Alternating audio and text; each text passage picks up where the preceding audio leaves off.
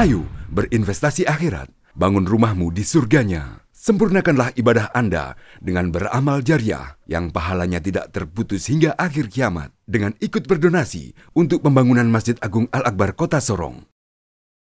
Bismillahirrahmanirrahim. Assalamualaikum warahmatullahi wabarakatuh. Ustaz. Waalaikumsalam warahmatullahi wabarakatuh. Apa kabar Ustaz? Alhamdulillah, ana bi khair. Masya Allah, alhamdulillah Ustaz. Alhamdulillah. Alhamdulillah kita panjatkan puji syukur atas kehadirat Allah Subhanahu wa taala sehingga ini podcast pertama ya Ustaz di Perdana berarti ya? Perdana ini. Alhamdulillah rabbil Ya. alamin. Di kabar kajian Islam Al-Akbar. Alhamdulillah. Jadi Ustadz, kan Allah Subhanahu wa taala berfirman, "Inna a'tainakal kautsar fasholli lirabbika wanhar." Sungguhnya Allah telah memberikan kepada kita kenikmatan yang sangat banyak. Itu katanya kepada Nabi Muhammad gitu ya. Iya. Fasholli lirabbika wanhar. Maka jalankanlah salat, tunaikanlah salat dan berkurban. Berkorban. Nah, juga pun pada kesempatan momen ini Ustadz, mau dekat lagi dengan Idul Adha ini. Betul. Kita tidak lama lagi nanti insya Allah kita dimeriahkan dengan hari besar keagamaan Islam, Idul Adha ya. Iya. Ya. Insya Allah. Hari ini tanggal berapa kita ya? Hari ini untuk Masehinya 14 ya Ustaz. 14, tanggal 14. Berarti kalau di PP Muhammadiyah mereka sudah tentukan tanggal 28 Juni. 28 Juni Ustaz. Kalau pemerintah mungkin melesetnya selisihnya satu hari mungkin di 29 gitu ya. Insya Allah. Kita tinggal menunggu saya keputusan dari pusat gitu. Insya Allah. Jadi Ustaz kan ya terkait dengan kurban tadi. Dalam pandangan Islam sendiri, kenapa kita harus berkurban gitu Ustaz? Kurban ini alhamdulillah satu perintah yang sebenarnya kalau kita lihat sejarahnya dalam Al-Quran dan dalam syariat agama Islam, maka semuanya nanti akan kembali kepada kisah perjalanan Nabi Ibrahim alaihissalam ya, bersama dengan anak beliau yaitu Ismail alaihissalam. Kalau kita buka di Quran surah As-Saffat itu, suatu saat Nabi Ibrahim ini datang kepada Nabi Ismail alaihissalam. Jadi Nabi Ismail ini beserta ibunya tinggalnya kan di Mekah. Beliau sudah lama ditinggalkan oleh Nabi Ibrahim alaihissalam. Nabi Ibrahim itu dakwah ke Palestina. Terus kemudian pada suatu saat dibawalah anak dan istrinya, termasuk yang dalam hal ini Nabi Ismail alaihissalam, ditinggal di Mekah pada saat itu. Yang kondisinya tanah gersang, lain sebagainya, tidak ada mungkin makanan di sana lain sebagainya, tapi dengan takwa kepada Allah, akhirnya Allah dengan kekuasaannya muncullah di situ yang namanya kita dengar hari ini air Zam-Zam. Itu salah satu keberkahan dari mengikuti perintah Allah, dakwah yang diperintahkan oleh Allah kepada Nabi Ibrahim, ditinggalkan anak istrinya ke sana. Terus ternyata setelah Nabi Ismail ini tumbuh besar, tiba-tiba Nabi Ibrahim datang kepada mereka, kepada Nabi Ismail alaihissalam yang kemudian termaktub dalam Quran surah As-Saffat. A'udzubillahi minasyaitonirrajim. Ya bunayya inni ara fil manami anni athbahuka fanzur madza tara. Qala ya abatif'al ma tu'maru satajiduni insyaallahu minas sabirin. Yang artinya kalau kita lihat lagi ini subhanallah, artinya adalah pada saat itu Nabi Ibrahim berkata kepada Nabi Ismail alaihissalam, wahai anakku, dengan penuh kelembutan kasih sayangnya dia memanggil Nabi Ismail alaihissalam yang pada saat itu menurut para alim ulama usianya masih sekitar 11 tahunan. 11 tahun ini kan berarti termasuk kalau kita lihat anak-anak sekarang SD kelas berapa itu? Masih SD kelas 6-5 gitu ya. Kelas 6 atau kelas 5 ya? Ya sekitaran 7, itu. 8, 9, 10, 11. Kelas 5 masih kecil iya, ya. benar, masih kecil sekali.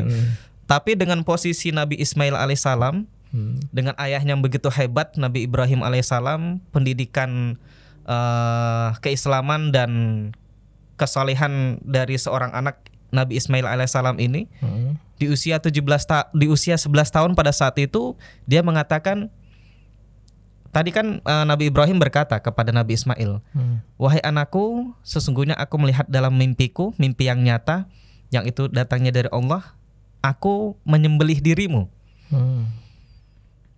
Kalau mungkin anak-anak SD yang sekarang dengar seperti itu mungkin langsung pasti- ngomong ke orang tuanya, pasti- bapak gila pasti kan? takut gitu. Iya, Ustaz. begitu. Iyalah, pasti takut itu. Masa disembelih gitu ya, tapi Nah, padahal itulah. dilahirkan capek-capek gitu ya. Betul. Sudah ditinggalkan lama, kemudian begitu datang, tiba-tiba ayahnya ngomong, anakku, aku melihat sesungguhnya aku menyembelih dirimu dalam mimpiku yang nyata, yang itu datangnya dari Allah.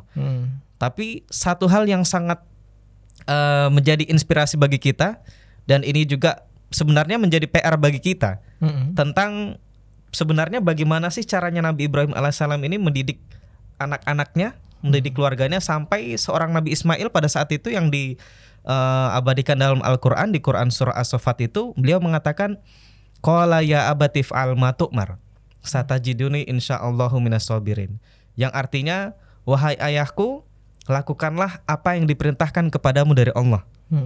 Satajiduni insyaallahu minas sabirin, insya Allah kamu akan mendapati aku termasuk orang-orang yang bersabar. Subhanallah, ini jawaban yang sangat tidak kita duga-duga. Sangat tidak duga, karena anak umuran 11 tahun. 11 tahun Iya. masih SD. Mungkin kalau sekarang anak-anaknya kita bisa gambarkan mereka anak SD lah. Anak SD itu kan kadang-kadang disuruh sama orang tuanya masih sering melawan. Masih sering melawan. Karena mungkin nalarnya juga belum sempurna. Belum sampai Tapi juga. subhanallah, kesolehan seorang Nabi Ismail alaihissalam ini tidak diragukan lagi. Dan ini juga menggambarkan bahwasanya kesolehan ayahnya, orang tuanya ini pasti lebih luar biasa.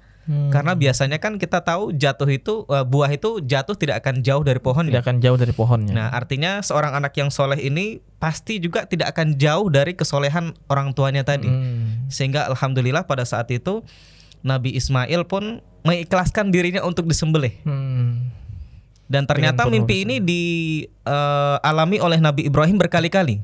Setelah berkali-kali bermimpi dengan mimpi yang sama, akhirnya beliau pun yakin bahwasanya ini adalah satu ar-ru'ya as-shadiq dalam istilah bahasa Islam itu, yang artinya mimpi yang nyata.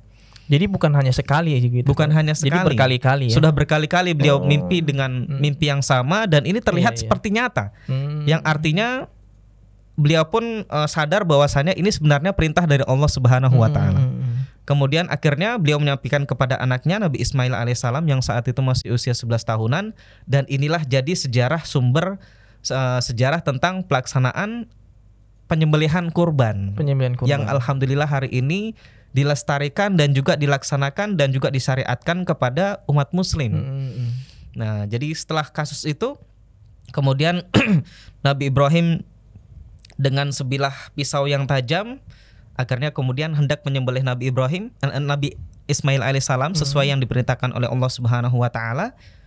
Ternyata pisaunya sudah diasah, ditajamkan berkali-kali, dipotong lehernya, saat itu mau dipotong lehernya karena melaksanakan perintah dari Allah Subhanahu wa taala dengan penuh keikhlasan. Nabi Ibrahim itu kan baru punya anak di usia sekitar 80 tahunan. 80 tahunan baru punya anak tahunan. Itu anak pertama Nabi Ismail alaihissalam. Dan anak yang berikutnya Yakub alaihissalam. Dan itu juga alhamdulillah, sehingga dengan keteguhan hati dan keikhlasan Nabi Ibrahim alaihissalam menjalankan perintah Allah ini, akhirnya ternyata yang tadi mau sembelih Nabi Ismail alaihissalam, pisaunya sudah ditajamkan berkali-kali, tapi ternyata tidak bisa. Pada saat itulah Allah sudah melihat keikhlasan dan keteguhan hati. Itu sudah disembelih, Ustaz?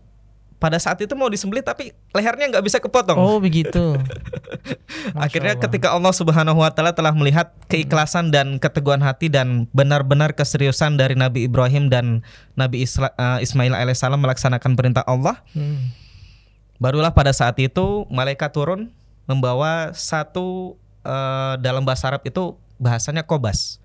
Kobas itu satu diterjemahkan seperti seekor kambing yang besar, menggantikan posisi Nabi Ismail alaihissalam. Oh begitu, kambing, Ustaz? Iya, kambing besar, kobas. Nah, akhirnya posisi Nabi Ismail tadi digantikan oleh kambing tadi. Nah, sebenarnya Allah Subhanahu wa taala hanya ingin melihat keteguhan hati dan keseriusan, seberapa besar keimanan dan ketakwaan dari Nabi Ibrahim alaihissalam dan anaknya Nabi Ismail alaihissalam, sehingga tadi diuji. Ya, dengan cara mau disembelih tadi. Nah, akhirnya karena Allah sudah melihat keseriusan dan besarnya keimanan mereka untuk melaksanakan perintah Allah dan ketakwaannya, akhirnya digantikanlah posisi Nabi Ismail tadi dengan kambing, dengan satu ekor kambing. Satu ekor kambing yang itu menjadi acuan untuk pelaksanaan penyembelihan hewan kurban yang hari ini alhamdulillah juga disyariatkan kepada umat muslim.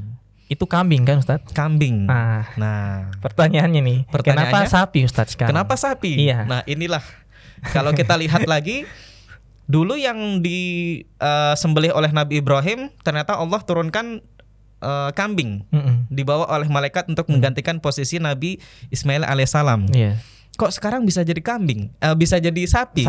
Bisa jadi unta kalau di negara Arab gitu ya. Nah, maka ini akan merujuk pada hukum fikih lagi.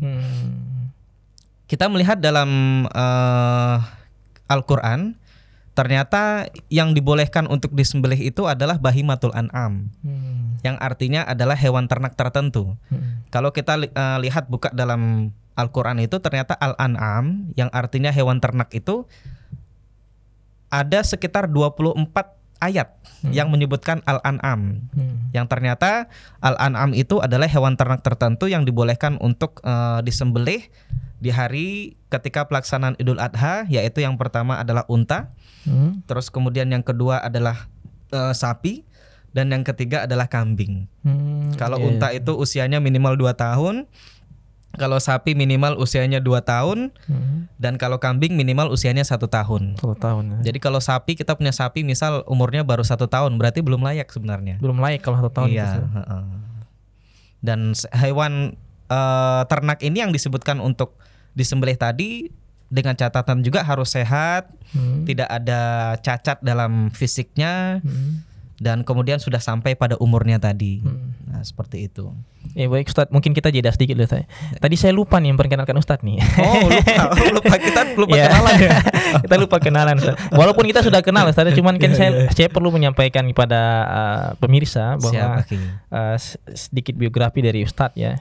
Jadi Ustadz ini lulusan TK Karya Bakti kilometer 13 Sorong tahun 95. Itu Ustadz sudah lama di Sorong. Lahir besar di Sorong. Ustadz lahir besar di Sorong. Alhamdulillah. Keluarga dulu sudah menempati Sorong dari tahun 70-an. 70-an. Iya. Jadi kakek nenek bawa anak-anaknya ke sini, termasuk saudara-saudaranya orang tua, terus kemudian orang tua akhirnya ikut ke sini juga. Lahirlah saya. Jadi SD-nya di 68 Kelas Aman kilometer 12 tadi. Iya. Saat ini sudah jadi SD Negeri 32. Iya, betul. Oh, Masya Allah. Antum tahu ya? Anak tahu perkembangan bagaimana. Oke. 2001 Ustaz. 2001 lulus SD. Kemudian setelah itu langsung lanjut di MTSN model Sorong. Dari Ustadz setelah MTSN model kan Ustadz lanjut langsung ke Pondok Modern Gontor. Iya, saat itu karena memang ada keinginan untuk belajar, ya karena saya pribadi merasa bodoh, sehingga memang perlu kita untuk hijrah, tinggalkan keluarga, untuk belajar, khususnya mendalami Islam. Alhamdulillah niat itu tersampaikan, didukung oleh support orang tua dan keinginan pribadi juga. Alhamdulillah betah juga akhirnya sampai 8 tahun di sana. 8 tahun di sana dari tahun 2004 sampai 2012 itu berarti selesai. Itu lanjut S1-nya di sana lanjut juga. S1. Oh, jadi Gontor itu ada kampus juga ya? Ada kampusnya di sana, bahkan sekarang sudah sampai S3 pun ada. Masya Allah. Ada rencana Ustaz lanjut S3 di sana? Insya Allah. Masya Allah. Rubama qadarallahu takdir. Ya, jadi Ustaz ini spesialis bahasa Arab ya, pendidikan bahasa Arab. Ya? Pendidikan bahasa Arab. S2-nya juga pun di UIN Malang 2012-2014. Ya, dengan jurusan yang sama, pendidikan bahasa Arab. Aktivitas sehari-harinya sebagai dosen di Poltekpel, Poltek-KP. Poltekpel dulu kan Absor ya. Poltekpel itu dulu namanya BP2IP. BP2IP. Jadi sebagai dosen luar di sana mengcover pelajaran agama Islam. Masya Allah. Poltek-KP dulu Absor. Dan sekaligus juga guru pengajar di Pondok Modern Al-Ghurabah. Al-Ghurabah di SP2. Ya, kebetulan teman-teman alumni minta untuk bergabung di sana, kita benahi administrasi di sana, kita kembangkan pondok yang sudah ada, pondok alumni teman-teman dari alumni Gontor. Alhamdulillah kita berkenan untuk berdakwah di sana, insya Allah. Oke Ustadz, jazakallahu khair Ustadz, karena seharusnya ini dari pertama tadi ya. Nah ini saya tadi mau tanya Ustadz, tadi kan sapi ya, Iya. sapi, unta, kambing. Kambing. Pertanyaan saya, boleh nggak Ustadz kalau orang itu ngurbannya itu kerbau? Oh, kerbau. Kerbau ini Ustadz. Oke. Sebenarnya pada bahimatul an'am itu kan yang disebutkan unta, sapi, dan kambing. Iya. Pertanyaannya, boleh nggak kalau misalnya di satu daerah di Indonesia sapi tidak ada, adanya kerbau, boleh nggak? Nah itu yang, yang ingin mau ditanyain itu Ustaz. Itu Nah, gimana ini tuh? menurut mazhab dari sebagian besar alim ulama dari kalangan mazhab Maliki, mereka mengatakan boleh.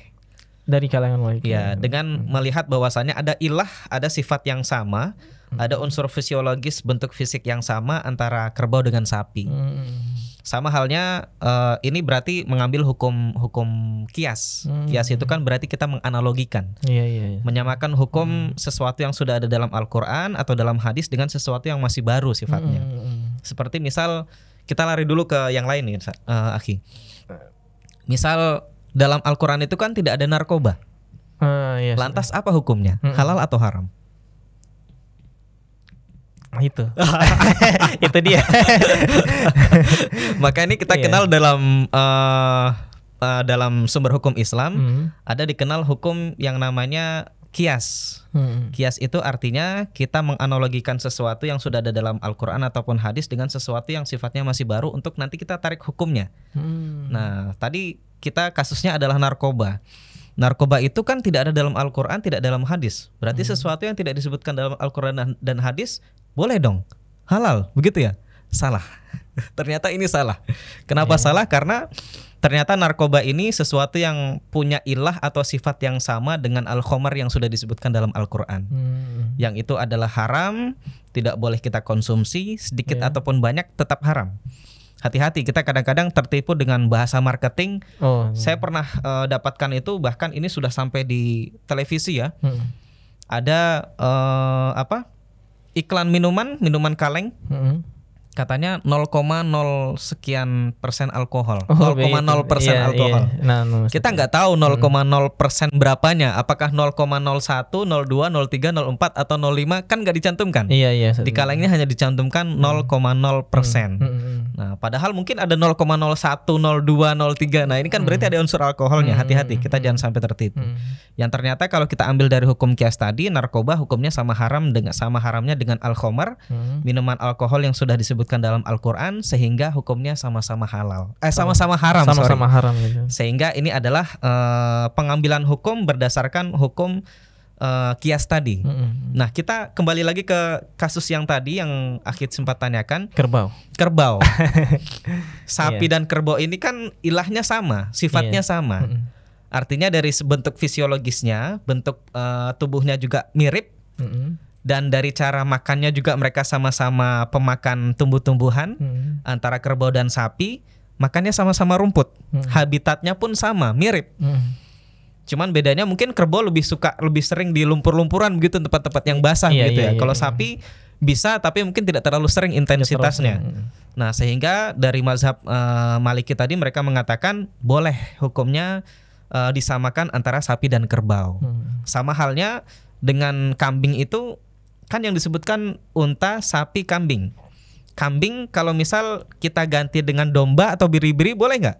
Boleh, karena punya ilah yang sama tadi.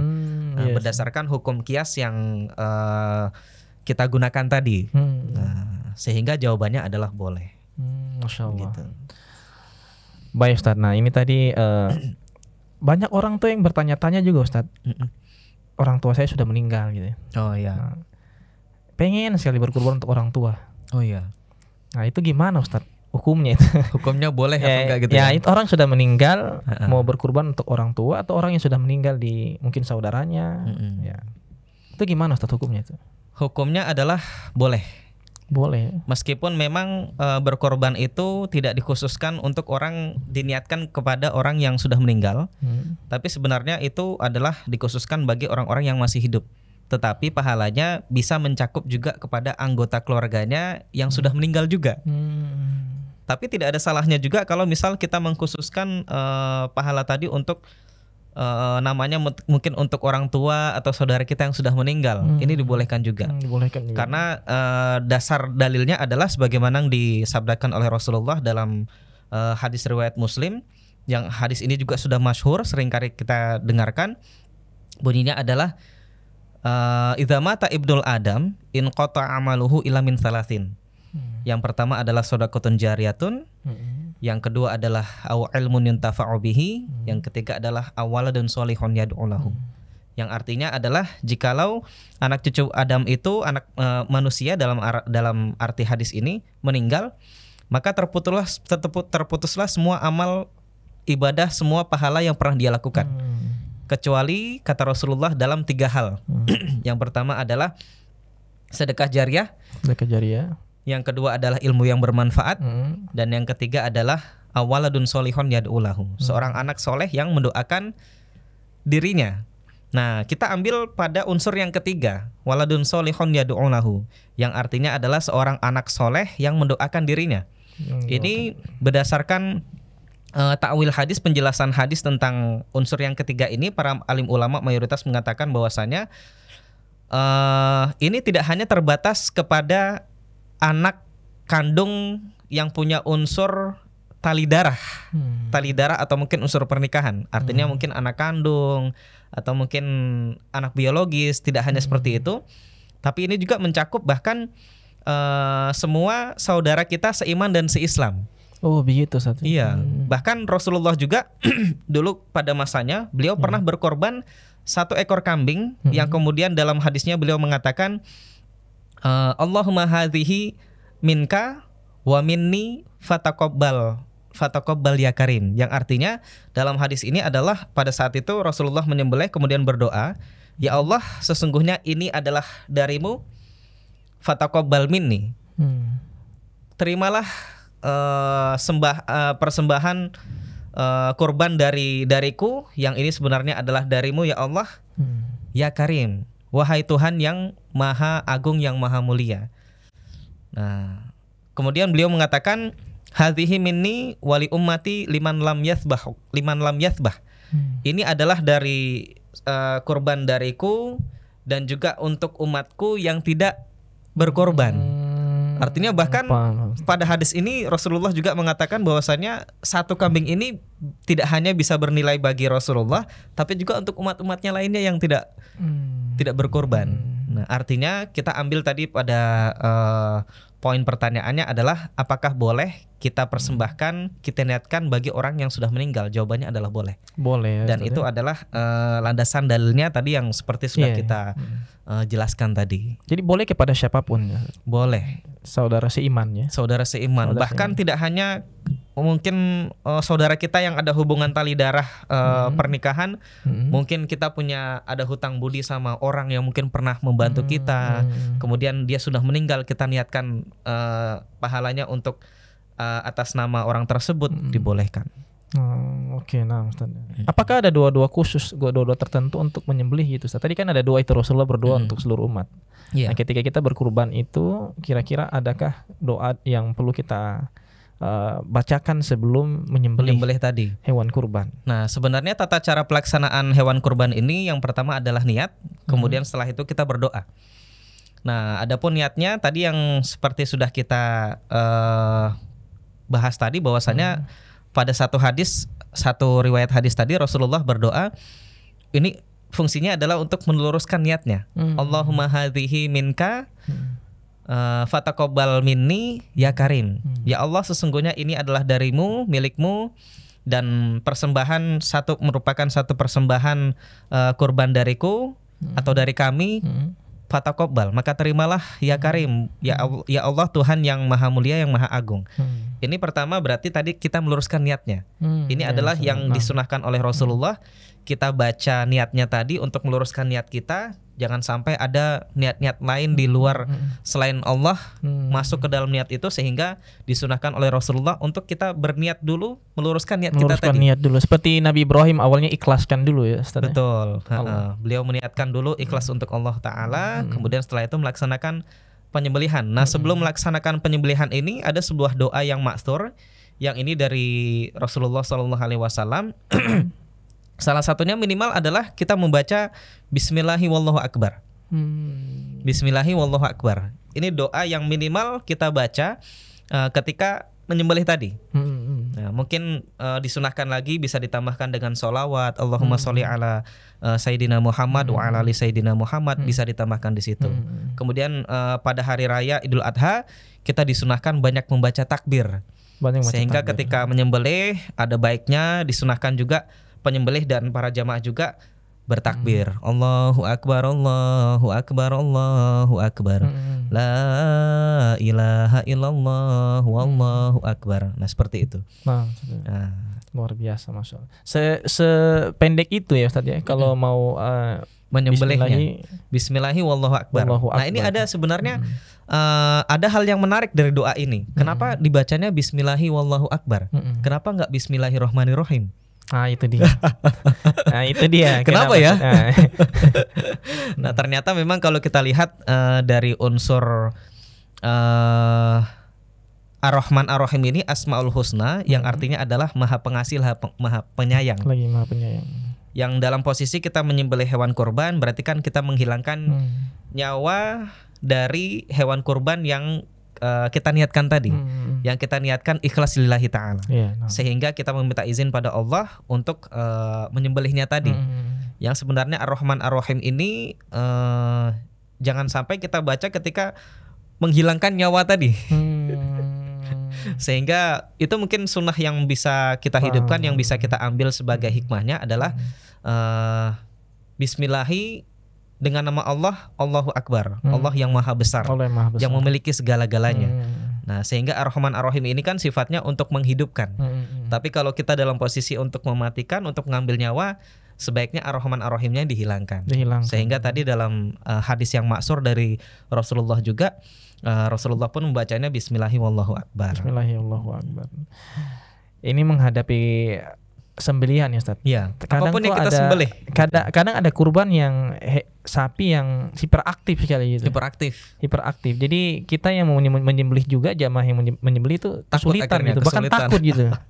Apalagi orang yang baru pertama kali gitu ya. Iya, benar. Nah, itu salah-salah bisa disepak gitu ya. Bisa disepak, bisa diseruduk lain sebagainya. Itu bahaya. Kita lihat kadang-kadang kalau di video-video itu kasihan juga ada yang sampai jadi korban karena. Betul. Nah, ini kira-kira gimana Ustaz cara menghadapi sapi yang terlalu super aktif itu? Nah, ini sebenarnya kita kembali lagi pada hukum fikih tentang pelaksanaan tata cara pelaksanaan penyembelihan hewan kurban. Kita lihat kasusnya memang yang sering kali terjadi, entah itu di Kota Sorong, bahkan di wilayah kompleks saya sendiri pun pernah kasus seperti itu. Begitu ya. Iya. 2 tahun lalu itu saya ingat. Iya. Sapinya sudah mau dirobohkan, tiba-tiba setelah roboh dia bangun lagi. Setelah bangun akhirnya orang tidak siap untuk pegang talinya, kemudian dia lari ke sana kemari, hampir sepak anak kecil di sekitar situ. Masya Allah. Nah, ini itu kan yang pernah sampai di depan akper itu sapinya kabur tuh. Nah, kasus-kasus seperti itu memang sudah sering. Nah, itu kayak gitu. Ada juga kemarin saya dengar di daerah Malibela itu akhirnya sapinya kabur sampai masuk ke ladangnya masyarakat, akhirnya kena denda lagi buat mengambil sapi tadi. Nah, ini sebenarnya ada tata cara yang harus kita perhatikan kalau kita mengkaji lagi dalam hukum fikih pelaksanaan fikih kurban tadi. Sapi ini kan dia adalah makhluk hidup. Dalam agama Islam kita wajib untuk berbuat ihsan, berbuat baik kepada siapapun, bahkan sampai kepada hewan dan tumbuh-tumbuhan, bahkan sampai pada benda mati sekalipun. Masya Allah. Kita lihat kalau Rasulullah itu kan semua benda-benda yang dimiliki oleh Rasulullah itu diberi nama oleh beliau. Begitu ya. Iya, bahkan pedangnya beliau itu dinamakan Zulfikar. Oh gitu ya, Masya Allah. Ini merupakan satu penghormatan dari Rasulullah. Kenapa diberi nama? Karena memang kita sebagai umat Islam itu dan ini merupakan syariat ajaran agama Islam, kita harus berbuat baik kepada apapun dan siapapun yang Allah ciptakan. Kucing bahkan beliau sampai juga, kepada benda mati. Kucing beliau juga kan muzah. Iya betul, dinamakan juga oleh Rasulullah, bahkan ada namanya. Nah, ini merupakan satu kewajiban dalam syariat agama Islam agar kita berbuat baik juga, salah satunya kepada hewan kurban yang hendak kita sembelih tadi. Apa perbuatan baik yang harus kita lakukan? Nah, ini jadi catatan penting bagi semua BKI masjid, entah itu di Kota Sorong ataupun di tempat lain, bahwasanya hewan itu kan dia butuh asupan makanan dan minuman. Kadang-kadang hewan kurban ini didatangkan jauh-jauh hari sebelum pelaksanaan penyembelihan. Tapi mungkin karena kebutuhan makanan dan minumnya tidak diperhatikan dengan baik, posisinya mungkin dalam keadaan lapar, ya kita bisa bayangkan, Akhi. Kalau kita dalam keadaan kondisi lapar, haus, kemudian disuruh bekerja, pekerjaannya bisa enak nggak kita kerjakan? Sama halnya juga dengan hewan seperti itu. Artinya ada kewajiban kita untuk berbuat baik kepada hewan tadi, kita penuhi, pasoki, kita cukupkan kebutuhan makan dan minumnya. Supaya nanti ketika hari posisi dia disembelih dalam kondisi tenang, nyaman, dan juga ketika dalam posisi kita merobohkan sapi itu, kalau bisa memang ya jangan terlalu banyak orang. Begitu, Ustaz. Iya. Kenapa itu? Kenapa kalau banyak orang, kenapa, Ustaz? Ada pengaruh di kita sebagai manusia nih, kita analogikan ke manusia. Antum berhadapan dengan satu orang dengan berhadapan banyak orang, mana yang lebih grogi? Ya banyak orang. Ya, sama begitu juga halnya dengan hewan tadi. Nah, sehingga jangan sampai ada hal-hal yang mungkin bisa mengganggu mengganggu psikologis si hewan tadi juga. Artinya hewan itu kan biasa kalau dia di tempat habitatnya, namanya dia makan rumput kan bisa dengan tenang, tidak ada orang banyak sekitar dia. Apalagi sapi-sapi yang liar, sapi-sapi yang mungkin mereka tidak dimasukkan ke dalam kandang. Artinya kan banyak sapi-sapi yang biasanya diternak dengan cara dilepas di rerumputan bebas seperti itu ya. Sehingga psikologis ini pun harus kita jaga juga ketika pelaksanaan pemotongan hewan kurban tadi. Jangan sampai terlalu banyak orang di sekitar situ, yang ini juga sebenarnya untuk menjaga keamanan untuk warga sekitar juga. Sehingga memang dari panitia masjid itu ada baiknya memang ada beberapa orang yang dikhususkan untuk merobohkan sapi tadi. Jangan sampai terlalu dalam posisi banyak orang di situ, kemudian mengganggu psikologi dari si hewan tadi. Akhirnya tidak terkendalilah dia, jadi hiperaktif. Atau bahasa Indonesianya apa ya, Sate? Akhirnya terlalu liar. Ya, gitu, tidak terkendali gerakannya. Nah, kemudian setelah sapi tadi roboh, tata cara pelaksanaannya adalah sapi tadi sebelum kita sembelih, kita harus pastikan memang pisau yang kita gunakan tadi benar-benar tajam. Harus diasah. Bahkan kalau bisa satu kali gesekan itu semua tenggorokannya, urat di tenggorokannya sudah terputus semuanya, sehingga bisa mengalirkan darahnya, mengeluarkan kotorannya semua. Karena memang dari hasil penelitian kalau kita lihat, darah pada hewan itu, bahkan manusia itu bisa jadi unsur patogen yang sangat berbahaya. Bisa jadi sarang penyakit, bakteri, kuman di situ, sehingga kalau misal kita sembelih tapi masih ada urat dari tenggorokannya yang masih belum terpotong, tentunya darahnya tidak bisa mengalir dengan baik. Nah, sehingga orang-orang yang menyembelih ini pun harus memperhatikan bahwasanya memastikan semua urat dari tenggorokannya tadi sudah terpotong, sehingga darahnya bisa keluar dengan baik, dan dagingnya pun akhirnya jadi aman, bersih, dan higienis. Seperti itu. Kemudian setelah pelaksanaan penyembelihan tadi, sapi itu kan pasti akan kita pindahkan untuk nanti mungkin dikuliti, kemudian kita potong jadi bagian lebih kecil-kecil lagi. Nah, ini juga kita harus perhatikan juga tempatnya, kita jaga kebersihannya. Jangan sampai potongnya hanya di atas tanah yang tidak dialasi tempat bersih, sehingga tentunya akan banyak terkontaminasi oleh kotoran-kotoran yang bisa jadi sarang kuman, bakteri, dan penyakit lain sebagainya. Nah, inilah yang harus sebenarnya kita perhatikan. Dan nanti pun kalau ketika sudah dipotong tadi, sudah dipotong kecil-kecil, kita sediakan tempat yang bersih. Biasanya itu kan saudara-saudara kita biasa menyediakan mungkin karpet atau mungkin apa ya? Biasanya kan terpal tuh. Terpal. Nah, itu bisa kita gunakan juga. Pastikan juga sudah dibersihkan dulu, kemudian taruh di atasnya untuk kemudian kita kuliti, kita potong kecil-kecil. Kemudian nanti setelah dipotong-potong itu kan biasanya akan ada kotorannya. Entah itu kotoran bagian, kalau kita orang Jawa itu bilangnya babat ya. Kalau di bahasa umum nasional itu apa ya? jeroan, Ya, bagian jeroan. Iya, Nah, itu jangan sampai bagian jeroannya kotorannya tercecer ke sana kemari sehingga mengganggu kenyamanan jamaah nanti ketika melaksanakan ibadah atau warga sekitar. Nah, ini harus kita perhatikan juga. Iya, betul. Supaya kotorannya jangan sampai tercecer. Kita pastikan kalau memang kotorannya itu mau dibersihkan di tempat yang sekiranya bisa kita timbun atau mungkin kita hilangkan, kita sterilkan nanti setelah pelaksanaan pembersihan tadi dan kotorannya tidak mengganggu kenyamanan jamaah dan warga sekitar. Nah, sehingga juga tidak jadi sumber penyakit juga, karena kotoran yang keluar dari hewan tadi kan ini bisa jadi sumber penyakit, mungkin lalat banyak bersarang di situ, akhirnya bawa patogen berbahaya, penyakit bakteri lain sebagainya bagi warga sekitar. Nah, ini juga harus kita perhatikan. Nah, itulah tadi sebenarnya hal-hal yang harus kita perhatikan dalam pelaksanaan tata cara penyembelihan agar yang pertama hewan tadi tidak hiperaktif, yang kedua juga jamaah nyaman, terjaga kebersihannya, higienisnya, kemudian untuk pelaksanaan ibadah juga di tempat yang kita pakai bekas untuk sembelih tadi juga tidak mengeluarkan aroma ataupun penyakit yang berbahaya untuk jamaah dan warga sekitar. Membuat kenyamanan gitu. Iya. Iya. Seperti itu, Ngaki. Masya Allah, luar biasa sekali, Ustaz. Saya pikir ini sudah cukup jelas ya, Ustaz. Alhamdulillah. Cukup jelas, jadi semoga bisa bermanfaat, terutama untuk saya sendiri sebagai host pada kesempatan kali ini dan juga pun para pemirsa yang mendengarkan di rumah ataupun dimanapun Anda berada. Gitu. Amin. Jadi Ustaz, mungkin sebagai akhir kita bisa closing, Ustaz. Kita closing? Iya, kita closing aja, Ustaz. Alhamdulillah. Para pemirsa, pendengar sekalian, pelaksanaan hewan kurban ini merupakan hukumnya yang pertama adalah wajib bagi mereka yang mampu. Kemudian yang kedua hukumnya adalah sunnah muakkad, sunnah yang ditekankan untuk kita kerjakan karena banyak sekali pahala kebaikan yang kita dapatkan di pelaksanaan tersebut. Sebagaimana Rasulullah juga mensyariatkan, menganjurkan kepada umatnya untuk melaksanakan pelaksanaan penyembelihan hewan kurban tadi.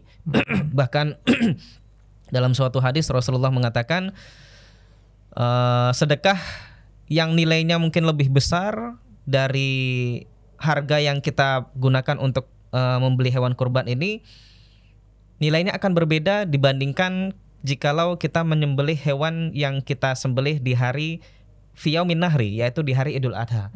Maka nilainya akan jauh lebih besar, meskipun kalau kita bandingkan dengan sedekah yang harganya lebih besar dan lebih banyak, tidak akan pernah bisa menyamai pahala dari hewan kurban yang kita sembelih tadi. Mudah-mudahan Allah memudahkan rezeki kita, meluaskan rezeki kita, melapangkan rezeki kita, dan memudahkan kita untuk melaksanakan semua perintah Allah Subhanahu wa taala dan meninggalkan larangan dari Allah Subhanahu wa taala. Salah satunya pelaksanaan perintah untuk berkorban di hari Idul Adha ini. Hadanallahu wa iyyakum subulas salam. Wassalamualaikum warahmatullahi wabarakatuh. Ayo dukung media dakwah Masjid Agung Al-Akbar dengan ikut berdonasi pengadaan alat multimedia dan operasional dakwah. Usia boleh terputus, pahala jariah mengalir terus.